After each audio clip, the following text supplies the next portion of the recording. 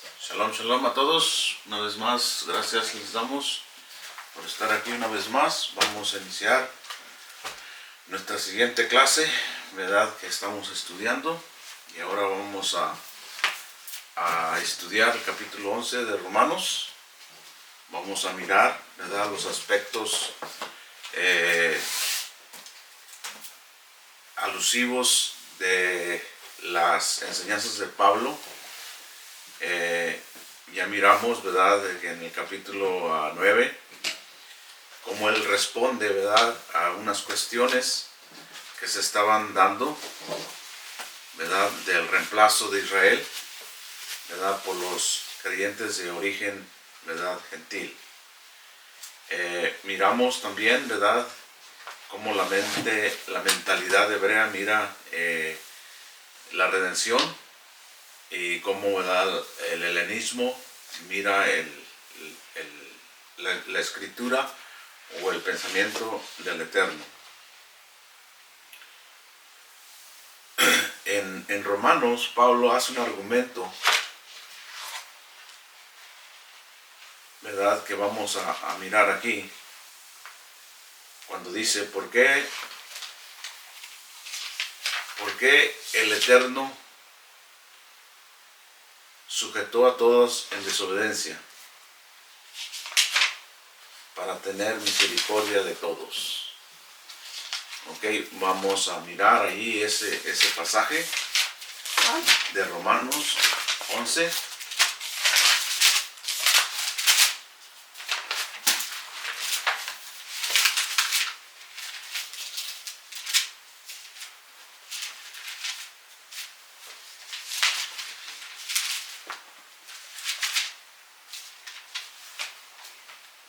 En el verso 32.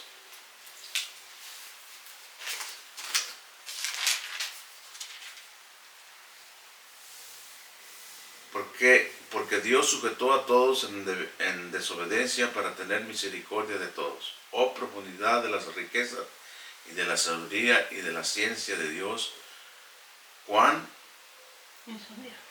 insondeables son sus juicios, inescrutables sus caminos. Porque ¿quién entendió la mente del Eterno? ¿O quién fue su consejero? ¿O quién le dio a él primero para que le fuera recompensado? Porque de él y por él y para él son todas las cosas. A él sea la gloria por los siglos de los siglos. ¿Okay? Entonces, mirando este argumento de Pablo sobre el capítulo 11, ¿verdad? Que dice, ¿por qué Hashem sujetó a todos en desobediencia para tener misericordia de todos? ¿Por qué el Eterno hizo esto? ¿Por qué no al revés? ¿Verdad? ¿Por qué no tuvo misericordia de todos para que nunca hubiéramos tenido que caer en desobediencia? Entonces, ¿por qué Él sujetó a todos en desobediencia para tener misericordia de todos nosotros? Esto aparenta una inconsistencia en el carácter del Eterno, aparentemente. ¿Ok?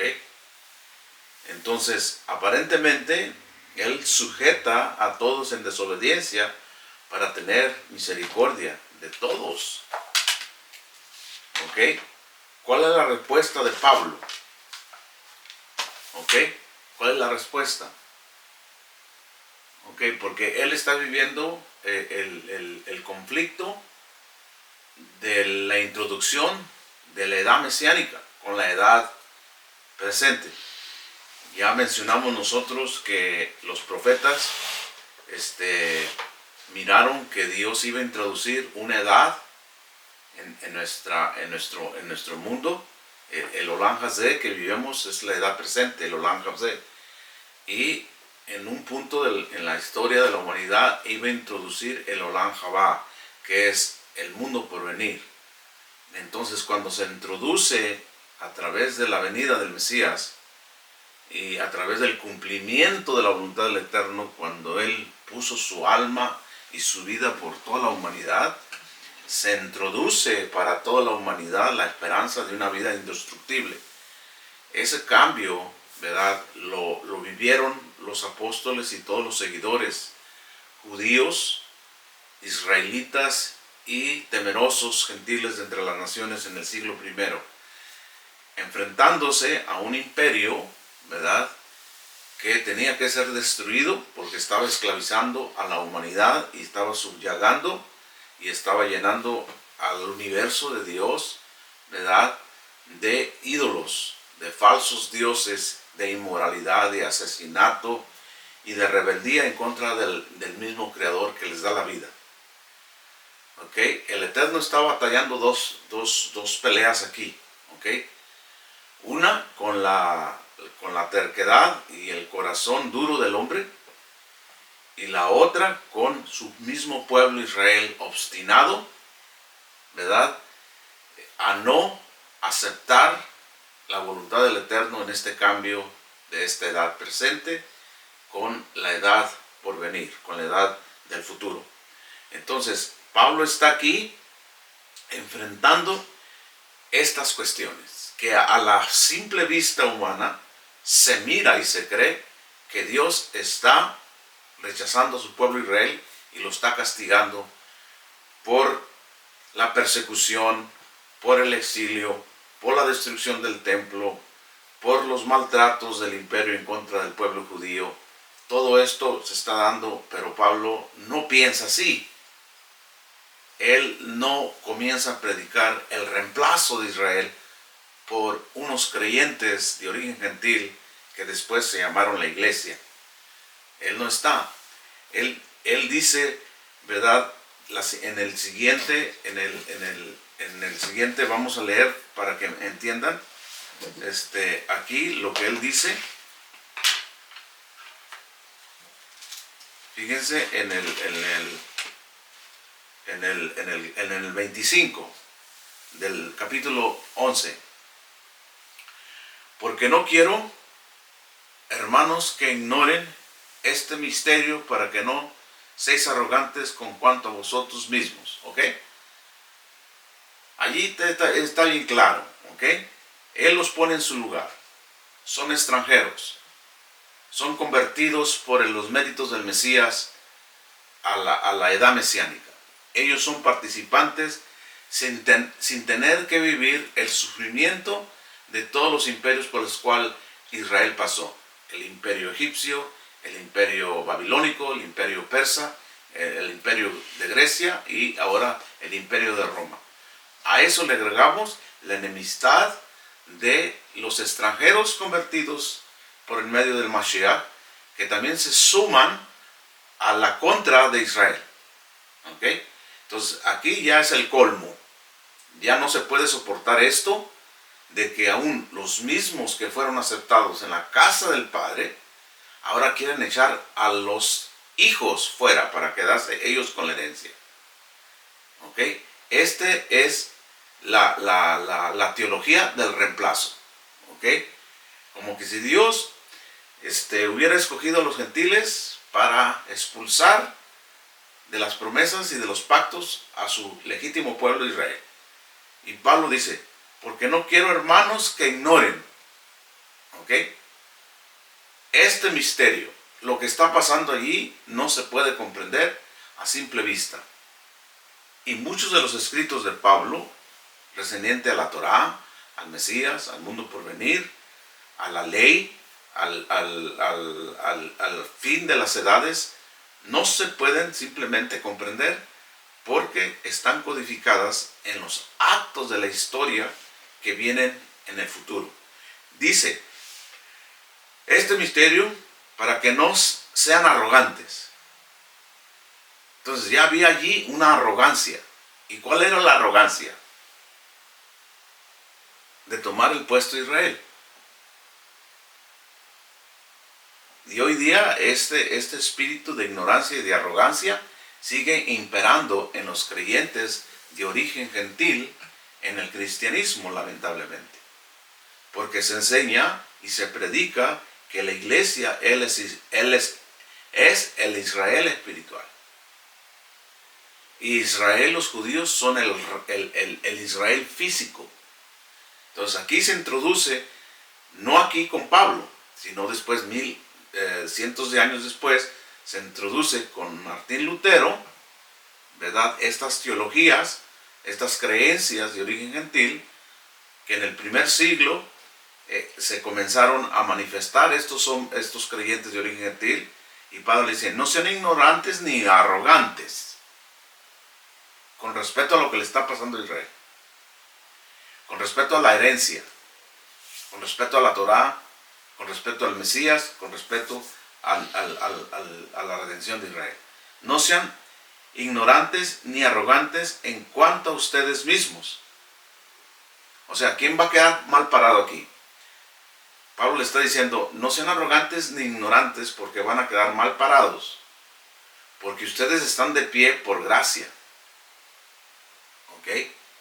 Lo que le está pasando a Israel es un misterio, es un plan divino de Dios, que Él lo va a resolver en su debido tiempo.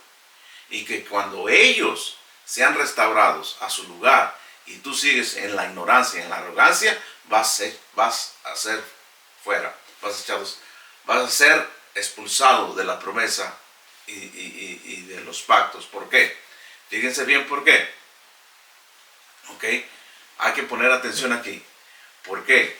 Porque una vez que el heredero llegue a la casa, ¿qué va a pasar con los siervos? Tú no te puedes sentar en un lugar donde no te corresponde. El mismo Mesías nos hizo esta referencia, que cuando llegues a un lugar, no busque los primeros asientos, sino que espera que el que te invitó te siente donde debes de sentarte. Entonces Dios invitó a la salvación a muchos gentiles. ¿Y cuál es el puesto de ellos en el reino de Dios? Ahora los gentiles reemplazan el sacerdocio levítico. Ahora los gentiles ahora reemplazan el misterio de los profetas. Ahora ya son profetas. Ahora los gentiles ya tienen sacerdotes, ya tienen profetas, ya tienen reyes, ya tienen un santuario, ya tienen un sacrificio, ya tienen una tierra prometida. No, esto no es así. Pablo sigue diciendo, dice, arrogantes consigo mismos. ¿Qué ha acontecido a Israel? O sea, la tragedia que le pasó a Israel no es que haya nacido el Mesías. La tragedia no es que el Mesías haya ofrecido su vida por ellos. La tragedia es la profecía en contra de Israel. ¿Y qué activó esta profecía? La muerte del Mesías. Eso fue la que puso el dedo en la llaga. Eso detonó todas las profecías que Dios había anticipado desde los días de Moisés. Porque eso que le pasó a Israel, ya lo encontramos nosotros en Deuteronomio, donde el Eterno anticipó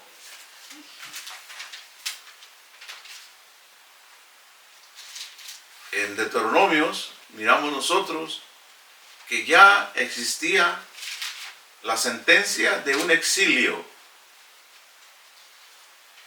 ¿Ok? Vamos a mirar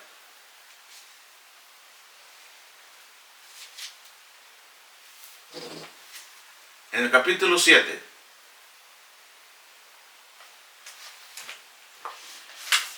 En Deuteronomios capítulo 7 dice, verso 1, cuando el Eterno tu Dios te haya introducido a la tierra en la cual entregarás para tomarla y haya hecho delante de ti a muchas naciones, al Ateo, al Jeruseo, al Amorreo, al Cananeo, al Fereceo, al Abeo y al Jebuseo, 7 naciones mayores y más poderosas que tú, el Eterno tu Dios, las haya entregado delante de ti y las haya derrotado, las destruirás del todo, no harás con ellas alianza, ¿ok?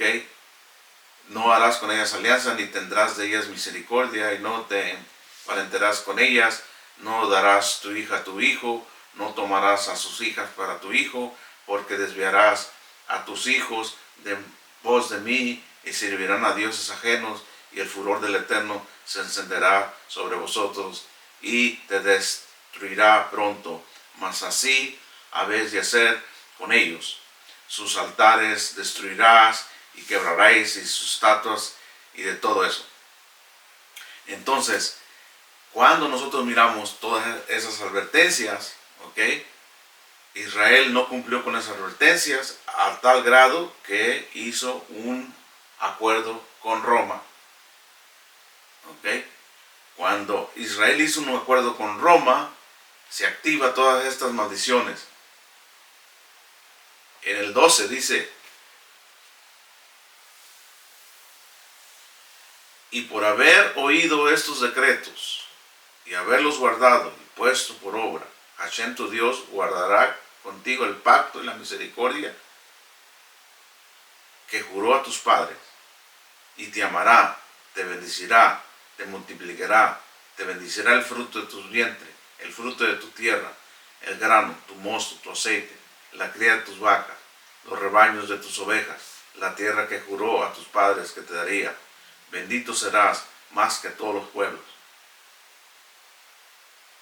No habrá en ti varón ni hembra estéril, ni en tu ganado, y quitará Hashem de ti toda enfermedad y todas las malas plagas de Egipto que tú conociste, no las pondrá sobre ti, antes las pondrá sobre todos los que te aborrecieran,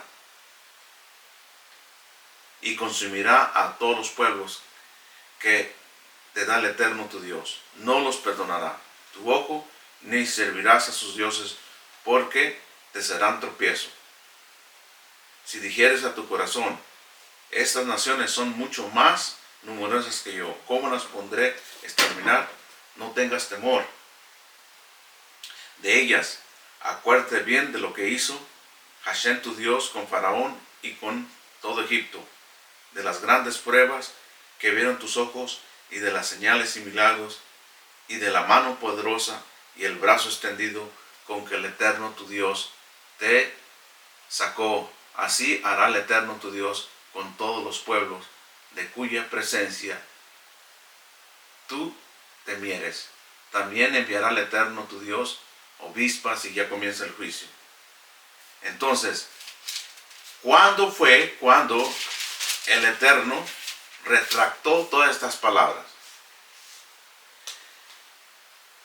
Entonces, en el capítulo 10 de ese mismo libro, en el verso 1, dice: en aquel tiempo el Eterno me dijo: lábrate 2 tablas de piedra como las primeras, y sube a mí al monte, y hazte un arca de madera, y escribe en aquellas tablas las palabras que están en las primeras tablas que quebraste, y las pondrá en el arca. E hice un arca de madera de acacia, y labré 2 tablas de piedra como las primeras, y subí al monte con las 2 tablas, y escribí en las tablas conforme la primera escritura los 10 mandamientos que el Eterno os habló en el monte del medio del fuego el día de la asamblea, y me las dio el Eterno. Y volví y descendí del monte, y pues las tablas en el arca, y puse las tablas en el arca que había hecho, y allí están como el Eterno me mandó. Después salieron los hijos de Israel a Berot Bene Jacán, a Mazoré, y allí murió Aarón, y allí fue sepultado. En el lugar suyo tuvo el sacerdocio de su hijo Eliezer. Entonces, todas estas escrituras que estamos mirando aquí son las advertencias contra la desobediencia y las bendiciones de la obediencia. En el capítulo 12, verso 39, hay otra advertencia. Cuando el Eterno tu Dios haya destruido delante de ti las naciones a donde vas para poseerlas y las herederes, y habites en su tierra, guárdate que no tropieces yendo en pos de ellas. Después que sean destruidas delante de ti, no preguntes acerca de sus dioses, diciendo: de la manera que sirvan a aquellas naciones a sus dioses, yo también los serviré. No harás así al Eterno tu Dios, porque toda cosa abominable que el Eterno aborrece hicieron ellos a sus dioses. pues aún a sus hijos y a sus hijas quemaban en el fuego a sus dioses. Cuidarás de hacer todo lo que yo te mando, no añadirá a ello ni de ello quitarás. Cuando se levantare en medio de ti profeta, fíjese bien, profeta o soñador de sueños, y te anunciare señal o prodigio, si se cumpliere la señal o prodigio que él anunció, diciendo, vamos en pos de dioses ajenos que no conociste y sirvámosle, no darás oído a las palabras de tal profeta, ni a tal soñador de sueños, porque el Eterno vuestro Dios os está probando para saber si amas al Eterno vuestro Dios con todo vuestro corazón y con toda vuestra alma. En pos del Eterno tu Dios andarás, y a él temerás, guardarás sus mandamientos, y descubrirás su voz, y escucharás su voz, y a él servirás, y a él seguirás. Tal profeta, soñador de sueños, ha de ser muerto, por cuanto consejó rebelión contra el Eterno, vuestro Dios, que te sacó de la tierra de Egipto y te rescató de casa de servidumbre, y trató de apartarte del camino por el cual tu Dios te mandó que anduvieres, así quitarás el mal del medio de ti. Entonces, Pablo dice, no sean ignorantes ni arrogantes.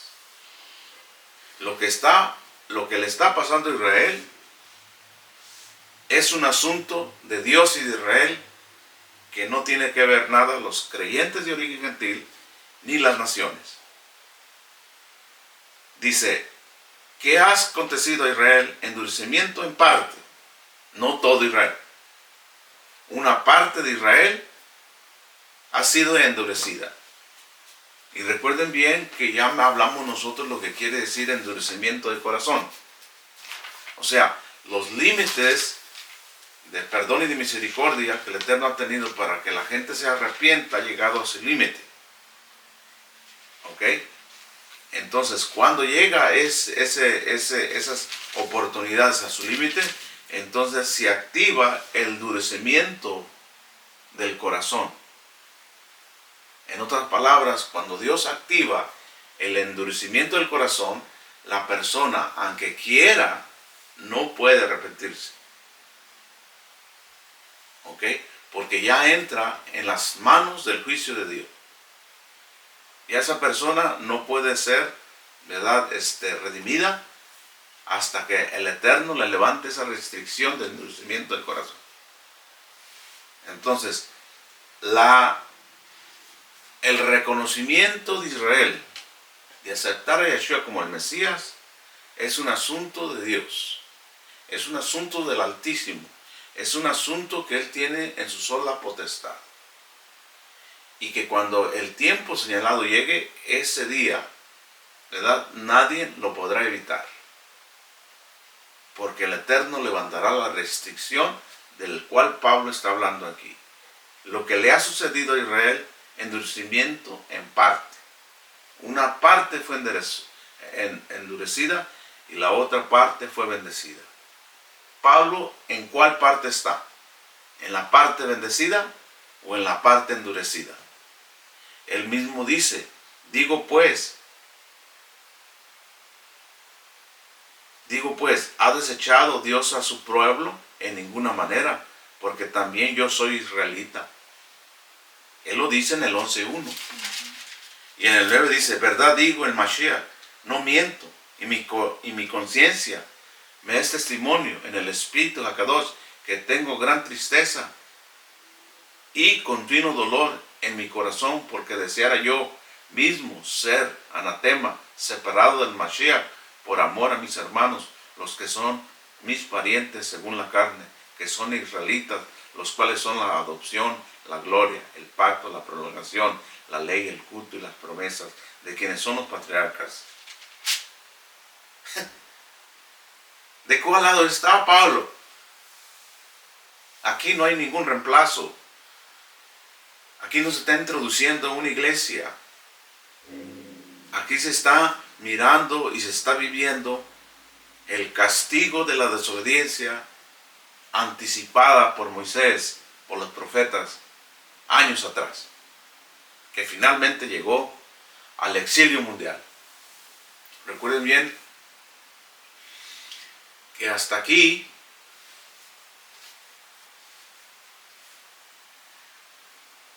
Israel ha vivido tres exilios. El primer exilio fue el exilio asirio, donde fueron expulsadas las 10 tribus de Israel. Esas desaparecieron, fueron exiliadas por Asiria 200 años antes del exilio babilónico. Después hubo otro exilio amonita, donde los amonitas exiliaron a gran parte de los hijos de Israel. Y ahora viene el último y gran exilio mundial, que es el exilio que decretó Roma en contra de todos los judíos en el año primero.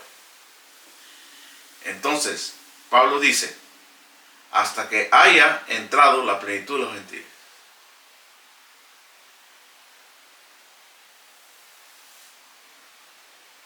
Entonces, aquí está sumamente interesante. Él da una respuesta a lo que le está pasando, o al endurecimiento de Israel en parte, y dice, hay una motivación por la cual Israel está pasando por eso, es que el Eterno ha extendido la misericordia a las naciones, y hasta que entre el número completo de los gentiles, Israel será restaurado. Hasta que haya entrado la plenitud de los gentiles, y luego todo Israel será salvo, como está escrito. ¿Ok? Como está escrito. Vendrá de Sión el libertador, que apartará de Jacob la impiedad.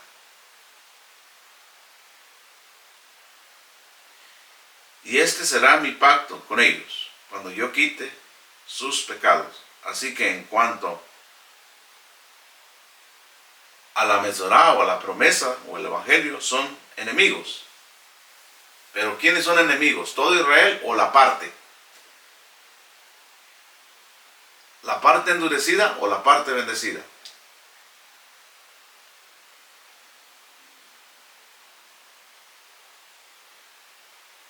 O sea, Dios tiene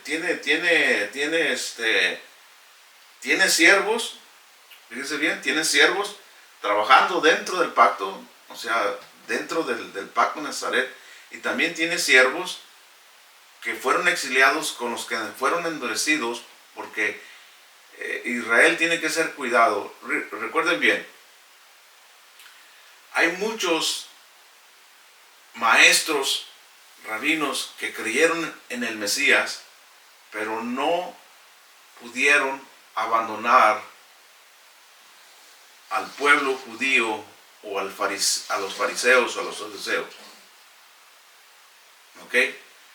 Porque ellos son los que les iban a dar esperanza para que no se perdieran, para que no fueran exiliados del todo.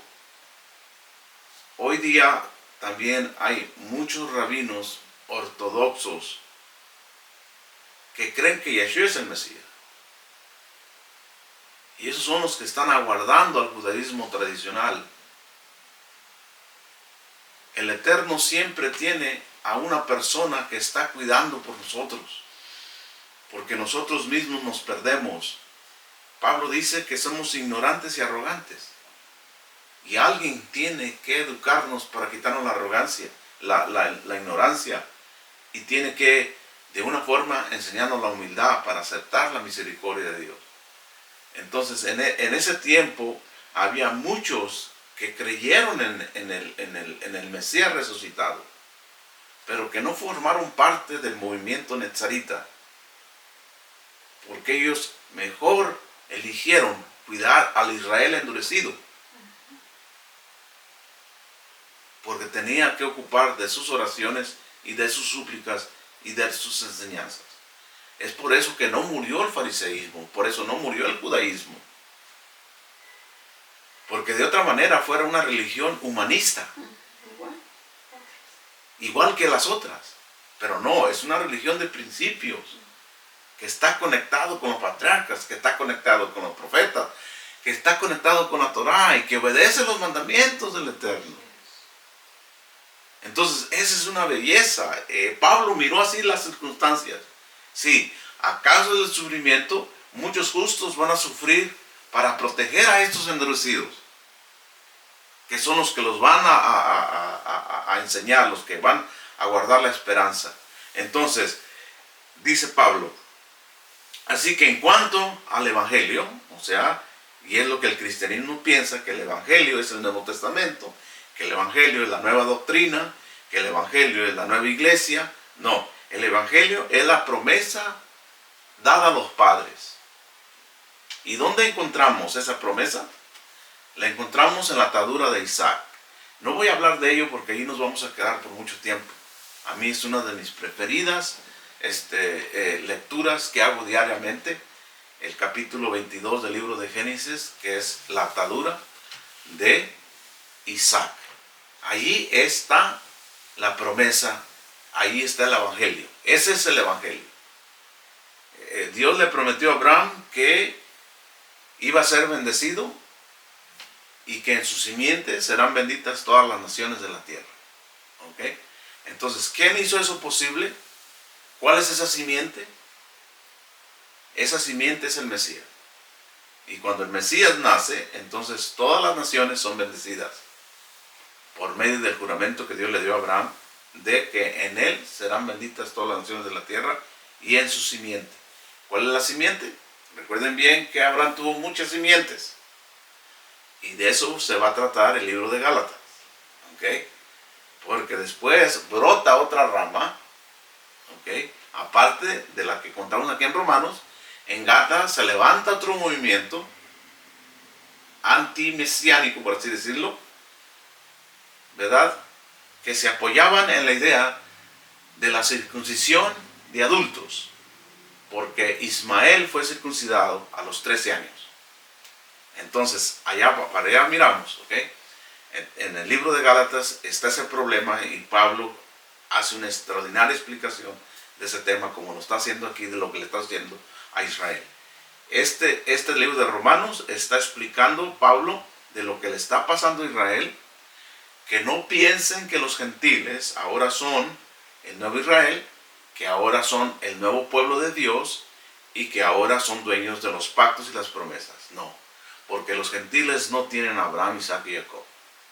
¿Ok? En otras palabras, ¿por qué Dios ama a Israel? Cuando miramos que Israel no se ha portado todo bien, ha desobedecido a Dios. ¿Ok?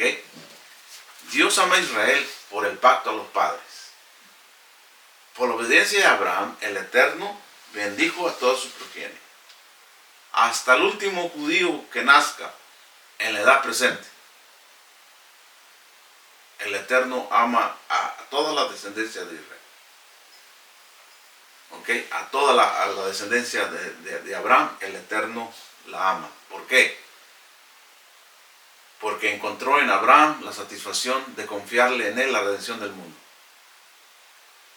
Y le dio la promesa que a sus hijos les va a dar la oportunidad. Es por eso que Pablo dice aquí, y luego todo Israel será salvo, como está escrito. Quiere decir que no importa si se arrepiente o no se arrepiente, es lo que el cristiano no entiende cuando dice que todo Israel será salvo. ¿Ok?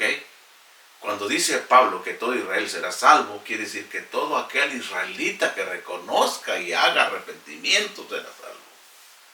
Porque ellos ya tienen esa promesa.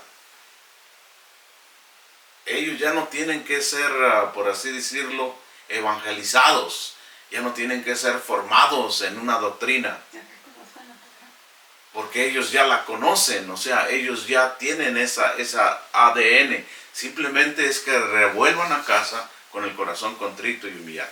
Entonces, así que en cuanto al evangelio, son enemigos por causa de vosotros.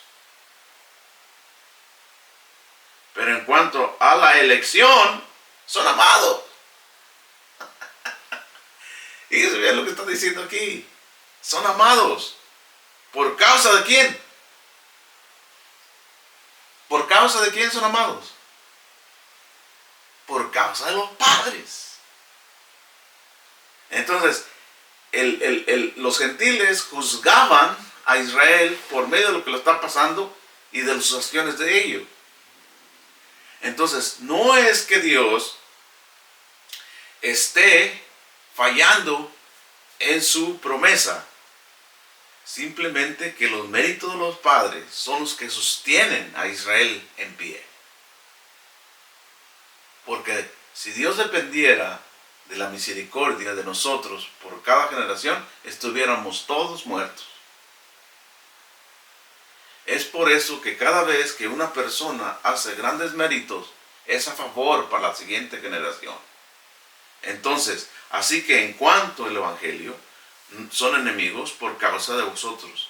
Pero en cuanto a la elección, son amados por causa de los padres. ¿Quiénes son los padres? Abraham, Isaac y Jacob. Porque irrevocables son los dones y el llamamiento de Dios. Pues como vosotros también en otro tiempo eras desobedientes a Dios.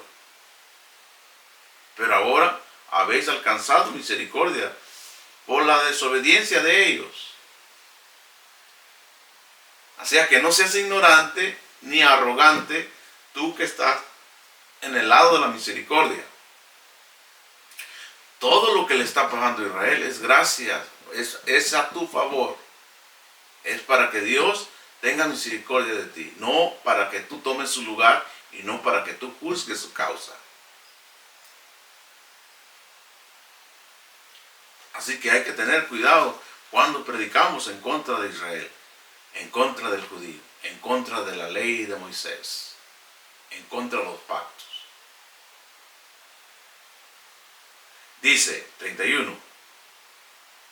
Así también estos ahora han sido desobedientes, para que por la misericordia conocida a vosotros, ellos también alcancen misericordia. O sea, que de la misma manera que tú estabas sin Dios y sin esperanza y tuvo misericordia de ti, ellos que tienen el pacto y la promesa, va a usar esa misma misericordia que tuvo contigo para perdonarlos y traerlos de nuevo a casa. ¿Ok? Entonces, ¿qué es lo que dice Pablo aquí? ¿Ok?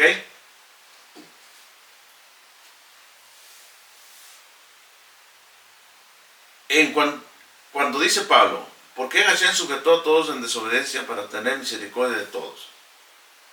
Entonces, ¿por qué tuvo misericordia de todos para que nunca hubiéramos tenido que caer en desobediencia? Esto aparente una inconsistencia en el carácter del Eterno. ¿Cuál es la respuesta de Pablo? El asombro de la gloria del Eterno en el verso 33. ¿Qué nos dice? Oh profundidad de las riquezas, de la sabiduría y de la ciencia de Dios, cuán innumerables son sus juicios, inescrutables sus caminos. ¿Ok?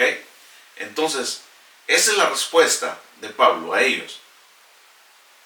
Entonces, cuando llegue el asunto de los gentiles, que se convierten por medio del Mesías, esta forma de pensamiento de Pablo debe ser tenida en cuenta para no exponernos a torcer sus escritos y trazar mal la palabra.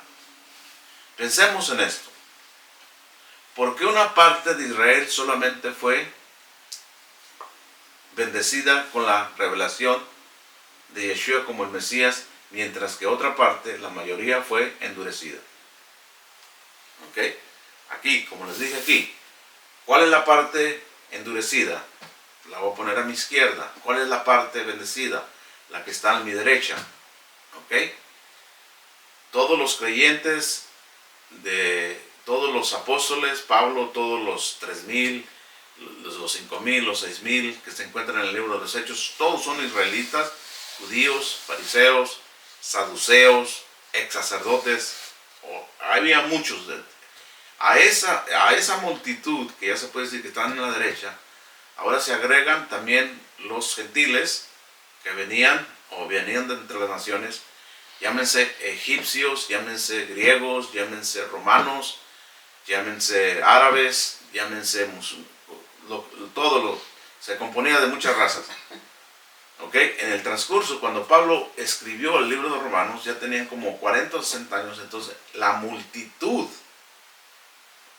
de creyentes de origen gentil rebasaba a la multitud judía dentro del movimiento nazarita. Mientras que los endurecidos en partes, cada vez más castigados y más endurecidos. Y dentro de este bando o de este lado endurecido, había sin duda muchos maestros, rabinos, hombres piadosos que creyeron que Yeshua era el Mesías, pero que decidieron proteger al Israel endurecido, porque iban a ser lanzados al exilio para que estos sobrevivieran y resucitaran entre las raíces. Lo que a estos les pasó, revivió, ¿verdad? ¿Y qué es lo que pasó con este brazo también? ¿Ok? ¿Qué es lo que pasó con este brazo? Con este brazo derecho, bendecido, en el libro de Romanos se comienzan a gestar el dominio de los gentiles de esta bendición. Así, ¿por qué? Pues, la pregunta es, ¿por qué una parte de Israel solamente fue bendecida con la revelación y por qué la otra parte fue endurecida? ¿Por qué cada vez más gentiles creen que Yeshua es el Mesías y más judíos rechazan su reclamo mesiánico? Esa es la pregunta de Romanos. Esto aparenta una contradicción. Pablo dice que no, que es un misterio.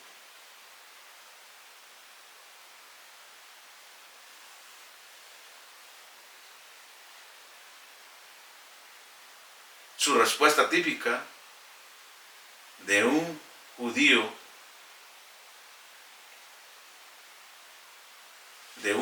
helenista se encuentra en el verso 25 y 26 del 11 de Romanos.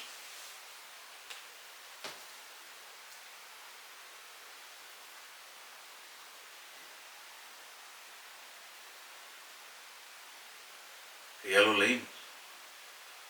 Porque no quiero, hermanos, que ignoráis este misterio, para que no seáis arrogantes en cuanto a vosotros mismos, que ha acontecido a Israel endurecimiento en parte, hasta que haya entrado la plenitud de los gentiles. Y luego, ¿Oh? Entonces, Pablo da esa respuesta, ¿verdad?, ante esa pregunta que no es fácil de responder. Entonces, estamos aquí en presencia de un teólogo. No estamos nosotros en presencia, ¿verdad?, aquí de un teólogo, ¿verdad?, sistemático, explicando teología sistemática. Pablo no posee una mentalidad griega, sino hebrea. Su acercamiento al Eterno, a las Escrituras y a la historia de la redención es la de un profeta, no de un filósofo. En otras palabras, la resolución de Pablo es muy simple. Dejemos al Rey del Universo reinar, para que a Él sea la gloria por los siglos de los siglos. Y es lo que Él dice aquí. Es lo que dice aquí, en lo que estábamos leyendo. Oh profundidad de las riquezas, de la sabiduría y de la ciencia de Dios, cuán insolables son sus juicios, e inescrutables sus caminos. Todo lo que nosotros no podemos comprender, Pablo nos dice, denle gloria a Dios, de que ustedes no son los castigados. de que ustedes no son los perseguidos. Y que si son perseguidos y que son castigados por el reino del Mesías, alábenlo de todos modos. Pero no hay que juzgar, no hay que reemplazar, no hay que quitar lo que ellos no quitaron, no hay que agregar lo que ellos no agregaron. Ellos tuvieron mucho cuidado porque Dios les encomendó este trabajo y lo hicieron con mucho esmero, con mucha reverencia. Nunca renunciaron a sus raíces, ni a sus pactos, ni a sus promesas. Pablo nunca fue cristiano, Pablo nunca fundó el cristianismo, Pablo nunca dejó de ser judío, Pablo siguió siendo judío, siguió siendo fariseo hasta su muerte y dio la muerte por la redención de Israel y de los gentiles. ¿Ok? Entonces, recordemos que en una mente filosófica es lineal y dual. ¿Ok? La mente filosófica es lineal y dual. La mente hebrea es circular, interactiva por su justa posición de conceptos. Que Pablo hable de la Torah y Mashiach, la ley y la gracia, la fe y las obras, significa que ambos conceptos no tengan un lugar en su pensamiento, sino que debemos entenderlo, los medios por los cuales existen y para qué, debido al proceso circular interactivo de su pensamiento. Para Pablo, un punto es simplemente una revelación, ¿verdad?, de una enorme masa de información. La revelación viene en forma contrastada y en juxtaposición. Entonces, para Pablo, hablar de la gracia y hablar de la ley no es una contradicción. Es una revelación. Él no divorcia la ley de la gracia, ni divorcia a Israel de los gentiles. Entonces, para él, podemos hacer una pregunta. ¿Qué es santo? Supuesto. Lo profano. ¿Qué es justo? Su opuesto, lo injusto. ¿Qué es salvación? Su opuesto, condenación. ¿Qué es la carne? Su opuesto, el espíritu. Cuando leemos estos conceptos son dualistas. ¿Ok? Son dualistas. Son helenistas. Pablo usa este argumento, pero él los usa para enseñar la diferencia entre uno y otro y que estos son el plan divino de Dios. La gracia no está divorciada con la ley y la conversión de los gentiles no está divorciada de la separación de Israel. Para nada. Entonces, Pablo, ¿verdad? Cuando leemos estos conceptos en Pablo, usted no está en presencia de un dualismo griego, como muchos equivocadamente podrían suponer, en especial si están formados con una mentalidad filosófica sistemática. Pablo no está presentando un dualismo griego, sino un paralelismo. Antitético, que es la forma de pensamiento circular hebrea. Entonces, cuando él habla de la gracia y él habla de la ley, no está separando a los gentiles. A los gentiles son de la gracia y los judíos son de la ley. No, ese es un dualismo. No estamos nosotros, el pensamiento cristiano siempre está peleando con Israel por la herencia, por el puesto. Y ellos mismos hacen lo mismo con las demás dominaciones. ¿Por qué hay tanta dominación?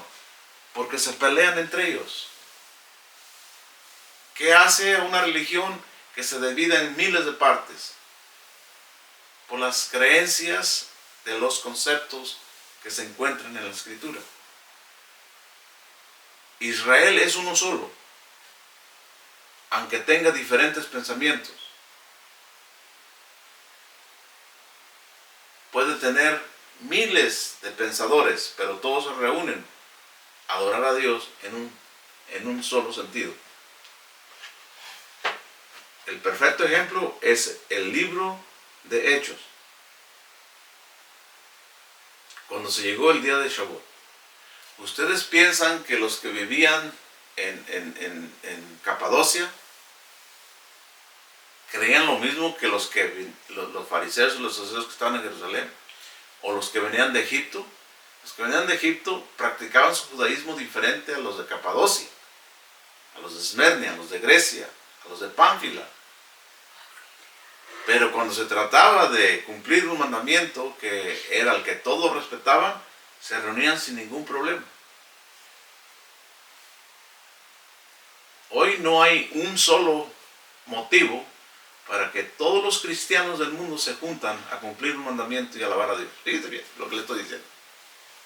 ¿Dónde se ha visto eso? ¿Cuál es el mandamiento? Vamos a decir. ¿Cuál es el mandamiento cristiano que puede unir a todos los cristianos? Dígame. ¿Cuántos mandamientos hay que une a un judío para bendecir a Dios? 613 mandamientos. ¿Cuántos mandamientos cristianos hay que puedan unir a todos los cristianos, independientemente si son bautistas o no son bautistas, si son pentecostales, no son pentecostales, si son luterianos, no son luterianos, si son católicos, testigos de Jehová? Dígame, ¿qué mandamiento hay en el cristianismo que convoque a todos a cumplir un mandamiento para bendecir y santificar a Dios? Dígame, ¿qué mandamiento? En cambio, si el judaísmo mundial hace una invitación para que todos se unan a cumplir un mandamiento en un lugar céntrico del país, y si hay los recursos necesarios, todos se reúnen. Y todos cantan y todos alaban al Eterno, independientemente de su forma, como ellos practican su judaísmo en su tierra natal. Pero allí donde se van a reunir, todos van a ajustarse a la adoración que ha sido planificada en ese momento. Por eso Pablo podía entrar a cualquier sinagoga, no como cristiano. Porque si él entraba como cristiano, nunca lo dejaban entrar. Mucho menos le iban a dar la palabra, le iban a dar el púlpito para que predicara. En cambio, él nunca transformó su pensamiento o su personalidad o su vestuario, ¿verdad?, en otra persona, sino que siguió siendo fariseo. Siguió usando su talit, siguió usando las filacterías, siguió usando la ley de Moisés, siguió practicando los mandamientos de Dios, y cuando él entraba a una sinagoga, todos lo miraban como un perfecto judío. El hecho de que hablara del Mesías era aceptado. El hecho que trajera con él a gentiles temerosos era normativo, porque en las sinagogas aceptaban a muchos gentiles que se convertían al Dios de Israel por las 18 reglas de Shemai, no por los méritos del Mesías. El debate fue más tarde en el libro de Gálatas, que ya vamos allá. Entonces, cuando él presenta, ¿verdad?, y usa, ¿verdad?, lo santo y lo profano, la salvación y la condenación, Israel y la iglesia, todos esos son conceptos dualistas, pero no es que Pablo sea un helenista, sino que él usa ese recurso, ¿verdad?, para mostrar, él no está presentando un dualismo griego, sino un paralelismo, ¿verdad?, que es la forma del pensamiento circular del hebreo. La mentalidad griega crea un sistema de pensamiento lineal donde cada nueva idea va superando a la anterior y eliminándola por medio de una tesis, antitesis y síntesis. Entonces, para la mentalidad griega, ¿verdad?, lo nuevo es lo bueno. Lo viejo ya no sirve.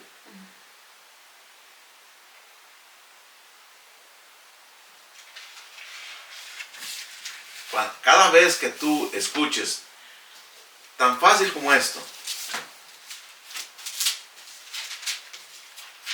a ver, voy a ejercer la mentalidad hebrea.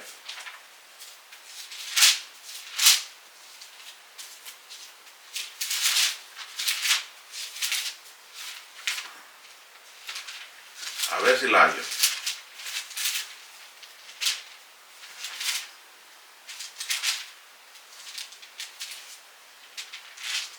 Oh, yo se la quité. quité la página.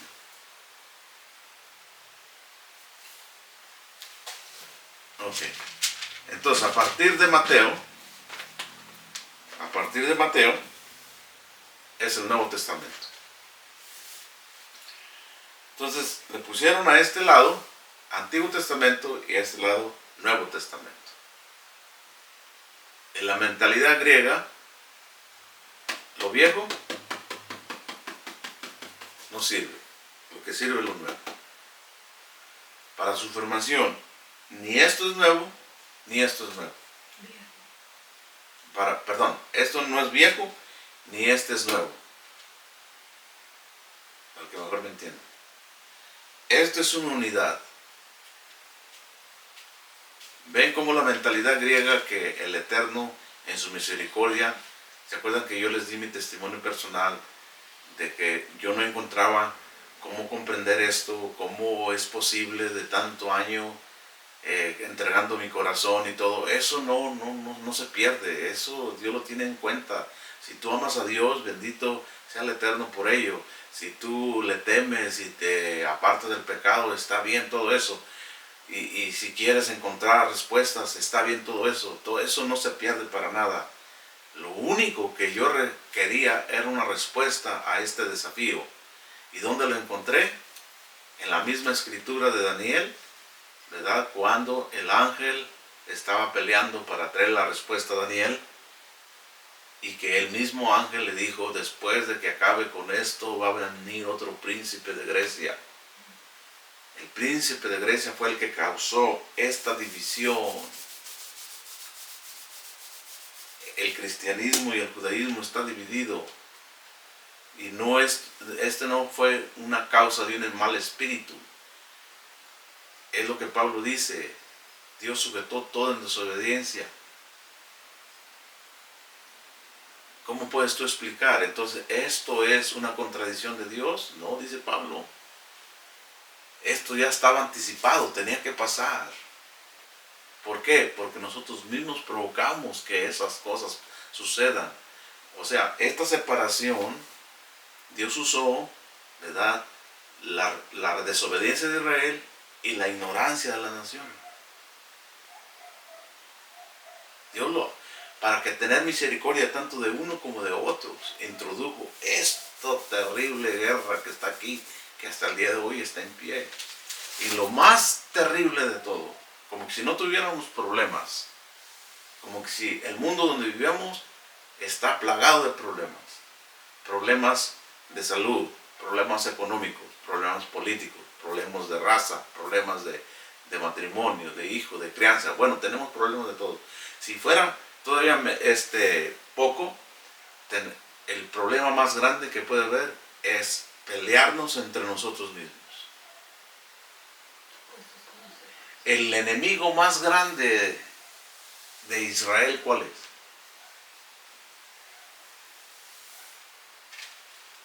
El enemigo más grande de un judío es otro judío. Y el enemigo más grande no es mi vecino, es mi propio hermano. Mi sangre, mi carne. Duele más que sea tu enemigo, tu propia hermana, tu propio hermano, que tu vecino. Duele más. Por eso a Dios le duele más que Israel sea desobediente, a que un gentil sea desobediente. Porque Pablo dice que los israelitas son la adopción, la gloria, los pactos, la ley, la prolongación. Y el gentil la tiene hecha. No más basta que se arrepiente y el Eterno lo agarra en sus brazos y lo pone en el lugar donde debe de estar. El peligro que se levante y quiera sentarse en la silla que no le corresponde. Pablo dice, no seas ignorante ni arrogante. Entonces, ¿dónde nos quedamos? En el dualismo.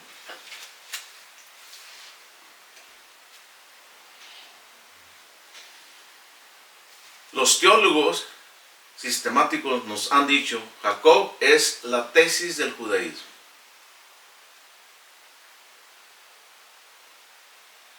Sujeción a la ley. Pablo es la antítesis del judaísmo, supresión de la ley. La iglesia es la síntesis. Resultado, la iglesia es el nuevo Israel. Dicho de otra manera, el judío es la tesis, el gentil es la antítesis. El cristianismo es la síntesis, por lo tanto el cristianismo es el nuevo judío espiritual.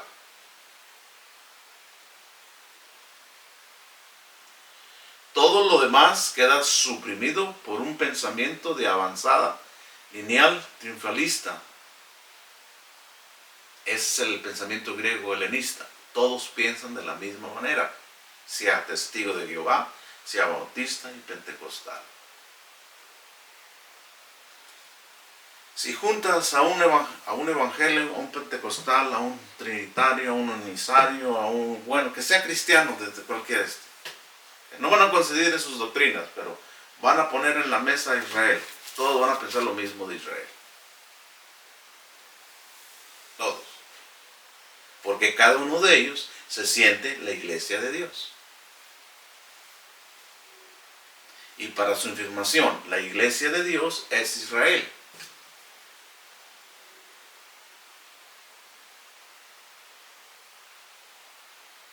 La novia del Cordero es Israel.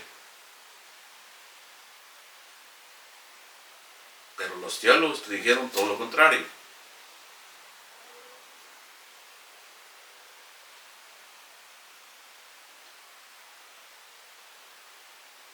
Todo lo demás queda oprimido por un pensamiento, ¿verdad?, lineal y triunfalista. En la mente hebrea no es así. Por lo tanto, cuando leemos los escritos hebreos, especialmente los de Pablo, que nos ocupa, tenemos que tener mucho cuidado cómo lo interpretamos, pues en él la predicación de la gracia no anula la Torá, sino que la expone en una dimensión que va más allá de nuestra capacidad para comprender la profundidad de la gloria del Eterno. De la misma manera, la fe, la emuná. Y la emuná en el pensamiento hebreo no es simplemente creer. Y Pablo expone lo que es emuná en hebreo. Emuná es, ¿verdad?, creer y obedecer. O sea, tiene una acción. Porque si no tiene acción, pues no puedes ver lo que esa promesa te está prometiendo. Entonces, y Abraham creyó en Dios y se quedó acostado. Abraham creyó a Dios y siguió trabajando. Abraham creyó en Dios y ¿qué? Y siguió su vida normativa, esperando aquello que le prometió Dios. No, Abraham creyó en Dios y le fue contado por justicia. ¿Por qué? Porque se levantó de madrugada, enabardó su asno, tomó a sus dos monos con él y a su hijo Isaac, partió leños para el holocausto y juntos marcharon al lugar que le había dicho Dios. Todos los preparativos que tuvo que hacer, ninguno de nosotros lo hace. Todo lo que tuvo que hacer desde el momento que el Eterno le dijo, ve al monte Moria. Abraham dijo, heme aquí.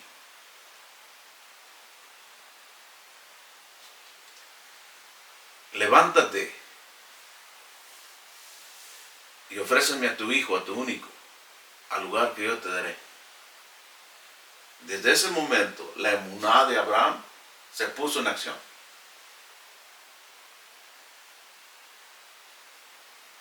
Toda esa noche no pudo dormir en componer sus pensamientos.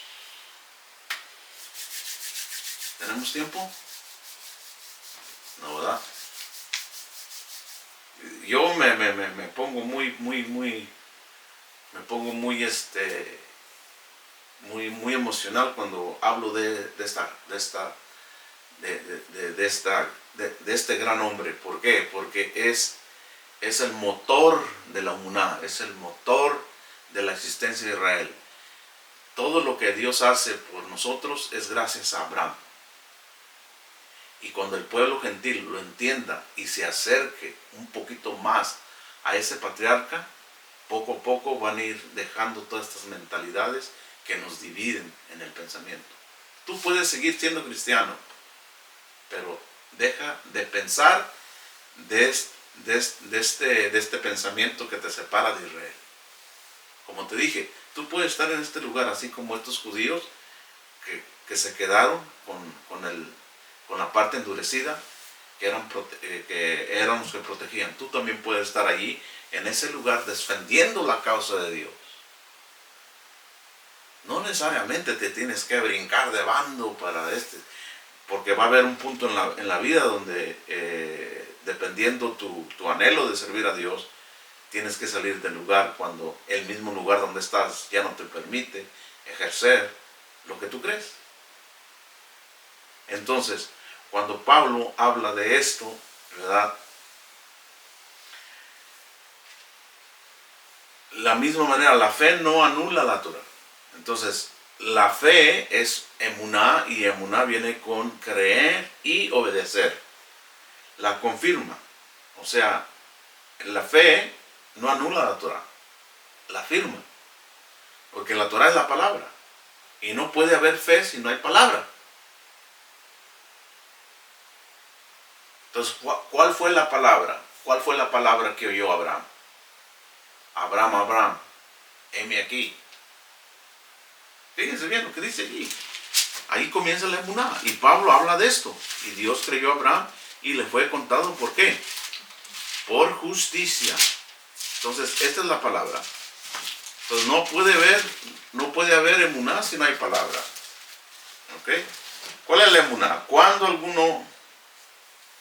Ok, vamos a Génesis 22.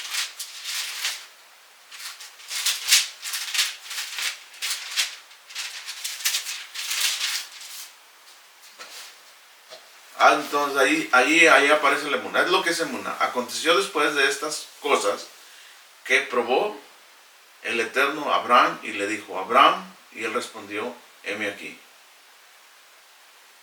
Y dijo, toma ahora a tu hijo, a tu único Isaac, a quien amas, y vete a la tierra de Moria y ofrécelo allí en ascensión unos montes que yo te diré. Bueno, allí está la emuná. Esa es la palabra que escuchó. Entonces Pablo mismo da un capítulo entero de lo que es emuná, en el capítulo 11 de Hebreos. O sea, es un tema grande. Entonces, la fe no anula la Torah, la confirma. Porque la Torah es la que te da el mandamiento, es la que te da la promesa, es la que te dice qué es lo que tienes que hacer.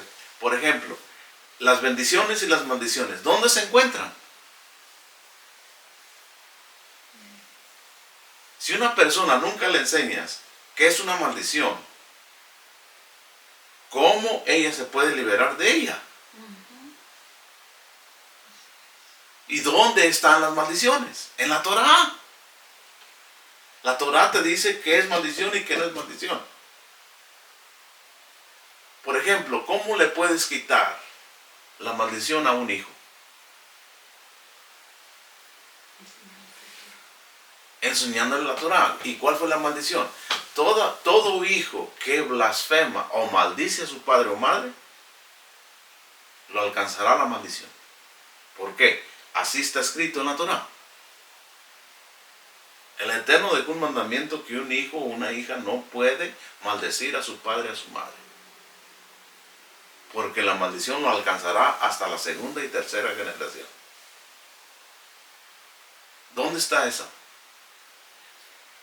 Entonces, si tú por la fe quieres ser liberado de la maldición, tienes que escuchar la palabra que dice que no tienes que maldecir.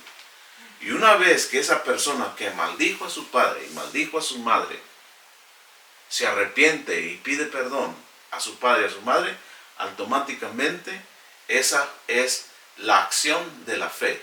Él creyó en esa palabra y no solamente se sentó, no solamente se quedó quieto, sino que fue e hizo la obra que tenía que hacer para que esa promesa es de esa fe venga su vida. Entonces la fe no anula la Torah, la confirma. Pablo dirá luego, por la fe anulamos la ley en ninguna manera, sino que confirmamos la ley.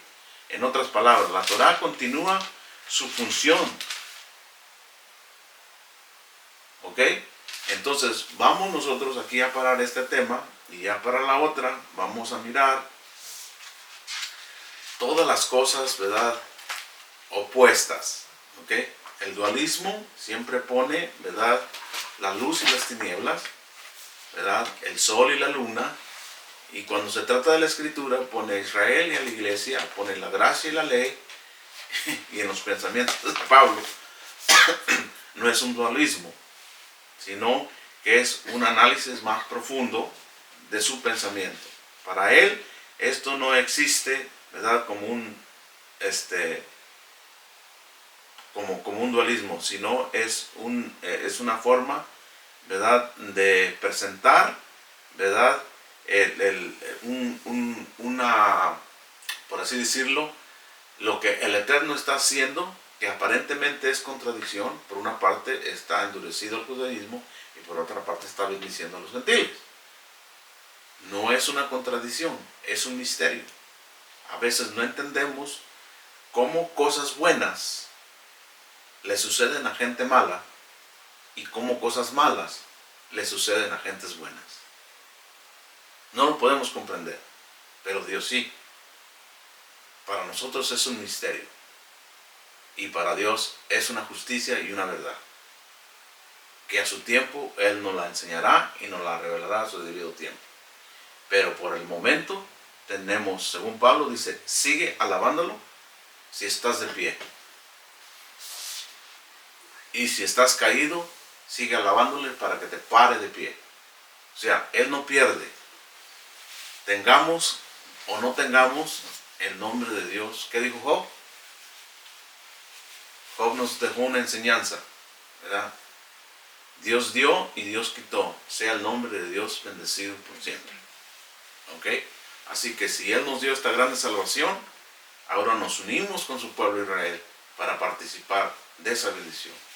En otras palabras, nosotros tenemos que tener el pensamiento de que no separarnos de Israel, ¿verdad?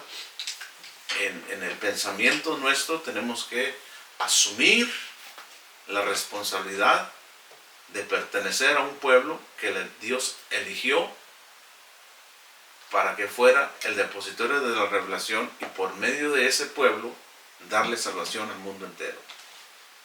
Entonces vamos a dejarlo hasta aquí con la ayuda del Eterno. Para la otra semana vamos a entrar a otro aspecto ideológico, ¿verdad?, que se encuentra en el Nuevo Testamento, de las aparentes contradicciones que aparecen, pero no son contradicciones. Son un paralelismo hebraico de la profecía que el Eterno reveló a los profetas y que ahora en Pablo se explican, ¿verdad?, de una forma, ¿verdad?, revelativa, porque el tiempo llegó de exponer a Israel ante las naciones y de aceptar a las naciones dentro del reino mesiánico. Shalom, shalom.